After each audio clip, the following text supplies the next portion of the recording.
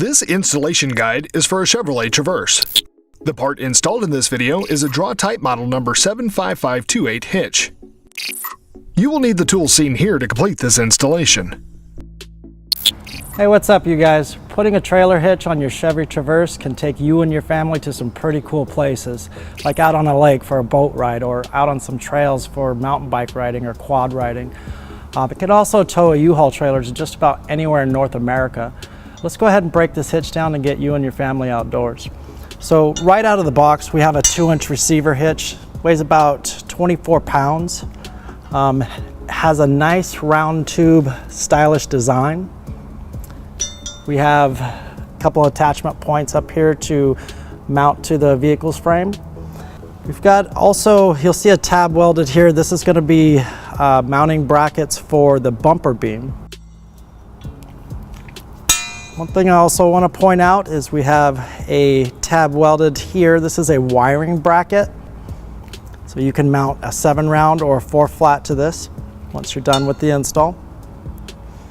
I'll go ahead and show you the driver's side as well. You have the frame bracket here and 2 attachment points. Okay, let's go ahead and get the vehicle prepped for this hitch install. Okay, the vehicle manufacturer definitely had a hitch in mind when they were making this vehicle. You can see that they put a cool hitch door right here so that you can take on and off whenever you're using your hitch. To take this off, we're simply going to just turn the fastener here and here. We're just going to turn them level with the bumper and pry out. We'll go ahead and do that now.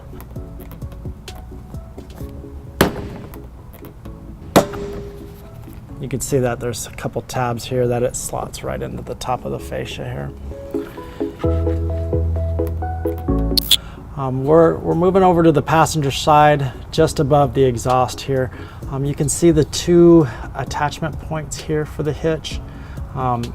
And we'll need to lower the exhaust a little bit just so we can get some working room in here. To lower the exhaust, we need to take this rubber exhaust hanger loose, and that's just taking it off of the exhaust rod, just pulling it out. We have one more on the other side here.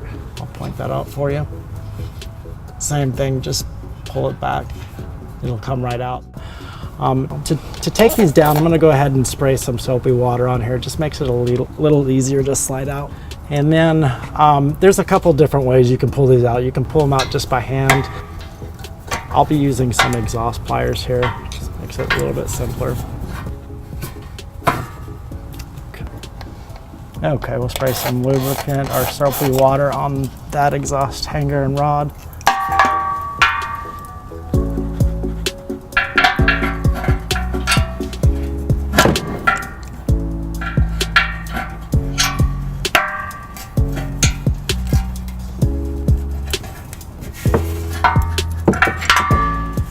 There's a couple different ways you can pull these out. You can pull them out just by hand. If you're going to do it that way, be careful because your hand can slip and there are sharp objects under here. You can cut yourself pretty good. Okay, you can see that gives us about 2 or 3 more inches of room here to get our tools in to tighten the hitch down. Okay, now that we have the exhaust lowered, I'm going to go ahead and raise the hitch up into position. If you don't have another set of hands, that's okay. We can use the exhaust as support. It's strong enough.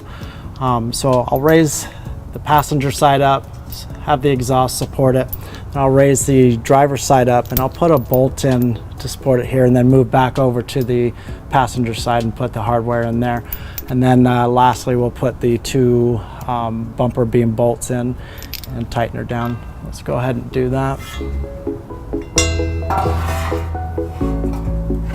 Okay, we have the passenger side of the hitch supported on the exhaust. Now I'll just raise this up to the frame here. Line the holes up. We'll get our bolts put into the weld nuts. As you can see, I'm putting the teeth of the conical washer into the hitch.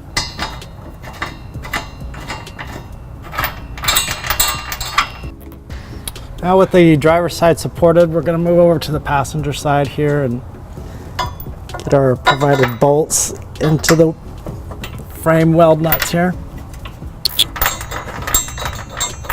Okay, I'm going to leave these loosely installed so I can put the bumper beam bolts into the bumper beam here. This vehicle can come with either weld nuts in the frame or without weld nuts in the frame. This one did not come with weld nuts in the frame, and that's okay because the hitch manufacturer gave us handle nuts that we can feed through the rectangular hole here and use that as an attachment point.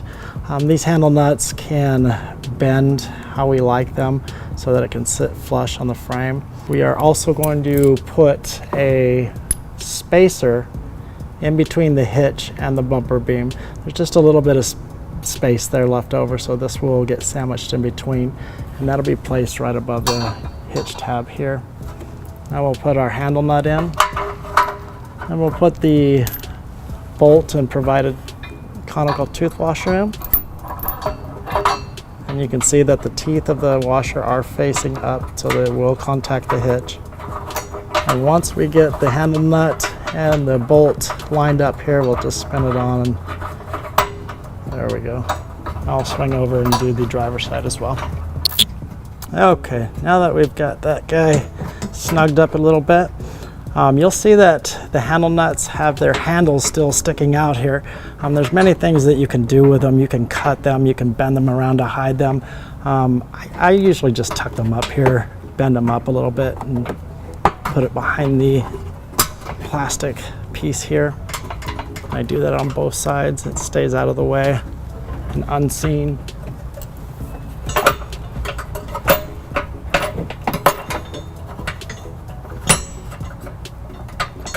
There we go. Now I'll just grab a socket here and we'll get these bolts torqued down, and then we'll move over to the frame bolts. Okay, the 2 1/2-inch fasteners going into the bumper beam here need to be torqued down to 50 foot-pounds. As soon as you hear that click, you'll know we're at the correct torque. I did use a 3/4 inch socket and a 5-inch extension to tighten the 2 center bolts down. Moving over to the frame bolts, I'm going to switch over to an 18mm socket. And they do need to be torqued down to 92 foot-pounds. Got it. Okay, now we're going to go ahead and tighten up the passenger side frame bolts here. Again, 18mm socket and 92 foot-pounds. I'm going to start with the most rear bolt.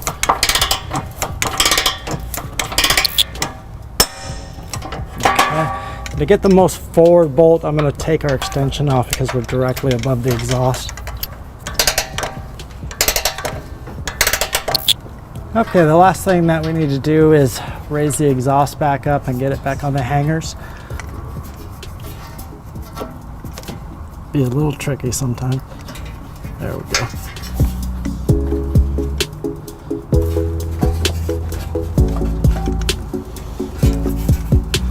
Okay, exhaust is back into place. Let's take a look at our hitch. Wow, this hitch came out really nice. You can see that it will be completely hidden once you put the door back on here. Let's go ahead and go over some of the features of the hitch.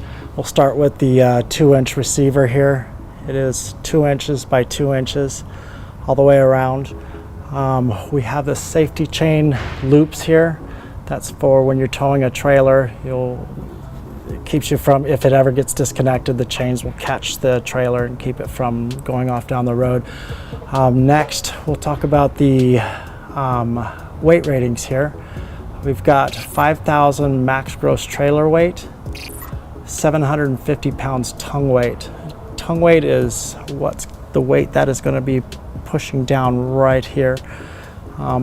Next, we have the 5/8 inch pin and clip hole, or it can be used for a locking device as well. And then again, we have the wiring bracket here. This can be used for 4 flats, 5 flats, or 7 rounds. Whatever you're going to be towing, it can be mounted right here. And that's going to be it for the Chevy Traverse hitch. Thank you for watching. Once installed, this hitch will measure 18.5 inches from the top inside of the receiver to the ground, 5.5 inches from the pinhole to the end of the bumper, and 3.5 inches from the end of the receiver to the end of the bumper. To learn more about the products seen in this video or to schedule an installation by U-Haul Hitch Professional, visit us online today at uhaulhitches.com.